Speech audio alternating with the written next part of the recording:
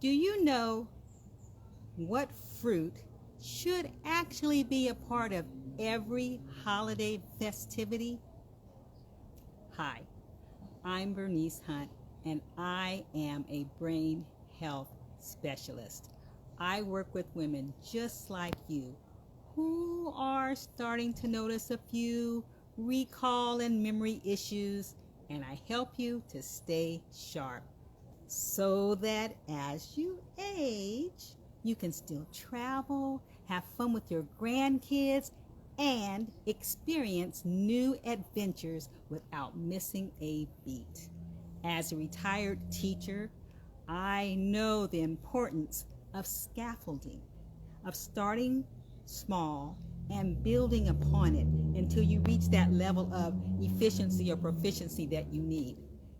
And you know, berries are an excellent brain food, and we should be eating berries as much and as often as we can. But did you know that the average American only eats 1 tablespoon of berries a week? We gotta do better, But we have to start somewhere. And what better time than during the holidays when you're gathered with your family and you're all eating traditional meals and trying new dishes? What a better opportunity to introduce them to tasty, delicious berry dishes. Pretty cool. Now, they are really tasty, but the main thing is that they are so nutritious. They are so good for your brain. Berries are the #1 fruit that your brain needs. Did you know that berries are 4 times more nutritious with antioxidants than other fruits? And they have 10 times more antioxidants than vegetables, and they have 40 times more antioxidants than a lot of the cereals that your children eat every day. Yeah. Now, I know. Berries are expensive. And that's the reason why a lot of people, shy away from them. But here's what I say about that. Pay now or pay later. Instead of thinking about berries as part of your food budget, why don't you consider thinking of them as part of your medical expenses? Yeah, they are that important to your brain. Let food be your medicine, in this case, with berries. Yeah, and if you want to get more bang for your buck, the 2 most potent berries that you may want to start utilizing in your dishes are blueberries and blackberries. Blueberries and blackberries are filled with antioxidants. They have a lot of fiber, especially the blackberries have a lot of fiber in them. They have vitamin C, low glycemic load on them. And here's a good point. Frozen berries are just about as nutritious as the fresh ones. Cool. That's a money saver right there. So if they're out of season, you can buy them frozen, put them in the refrigerator. If you buy some and then before they go bad, you can throw them in the freezer, because that's one of the downfalls of berries, is that they spoil quickly. They only last about 1 or 2 days. By the 3rd day, you better start looking at freezing them or gobbling them up. But they are so good for you. They slow aging of your brain. So you want to seriously consider that. Now, I said about freezing them, about storing them in the freezer. There's a certain way that you can do that that's most beneficial, most effective, and that is to dust them with, they said, like with powdered sugar or regular granulated sugar, or with vitamin C powder, or with pectin. Just dust them, and that's going to slow down the oxidation process in them. So dust them down, and then get a cookie sheet or a tray and lay them out, just single layer, don't bunch them up, but lay them out flat on the cookie sheet, and then put them in the freezer for a few hours till they freeze.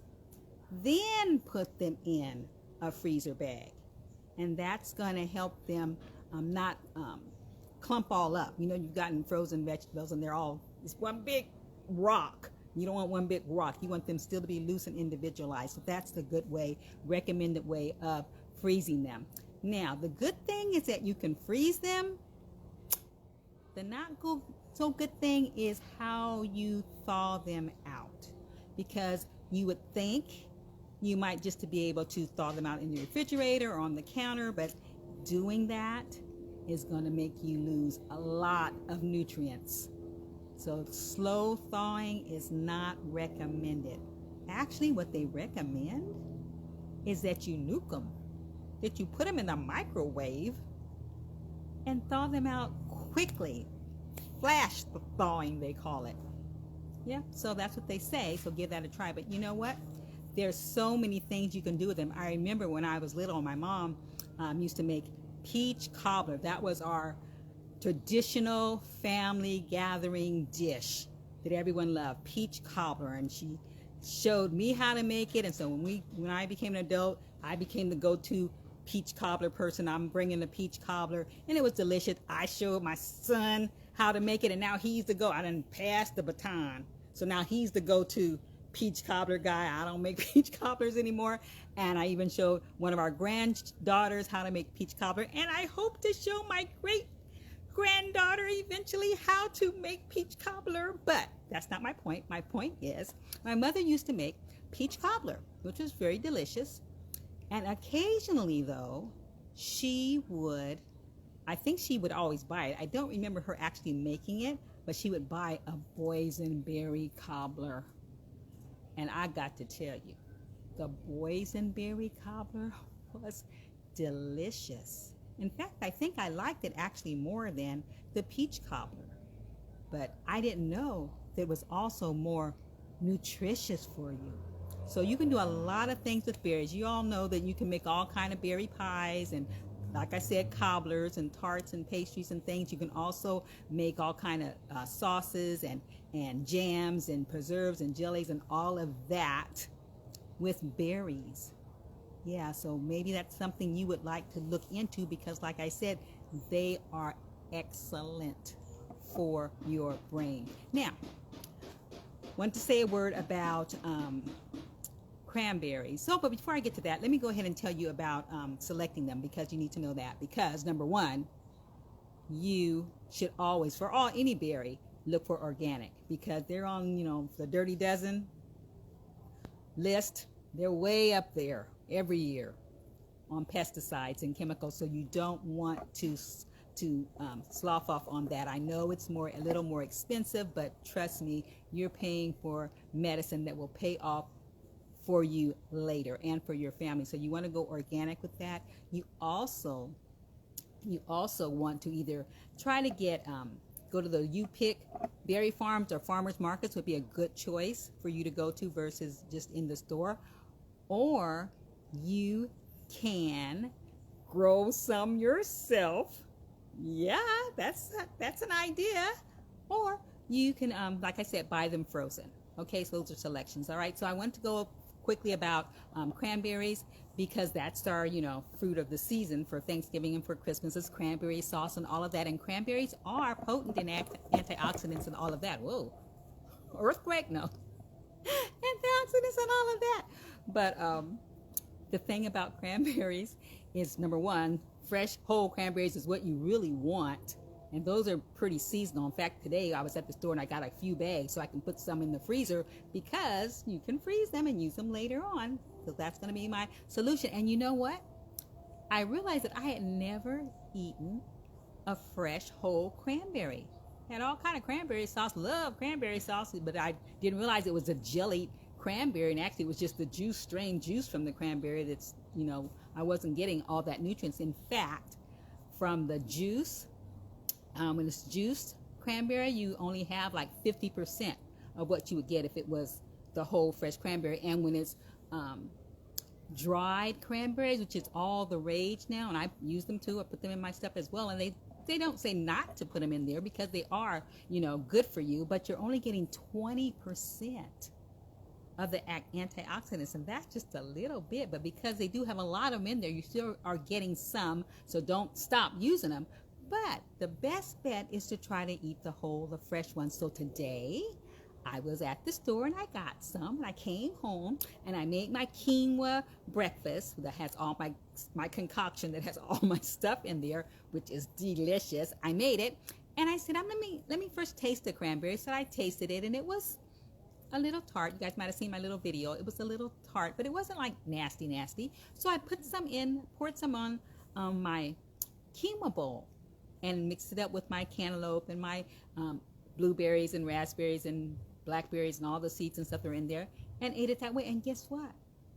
It was really good.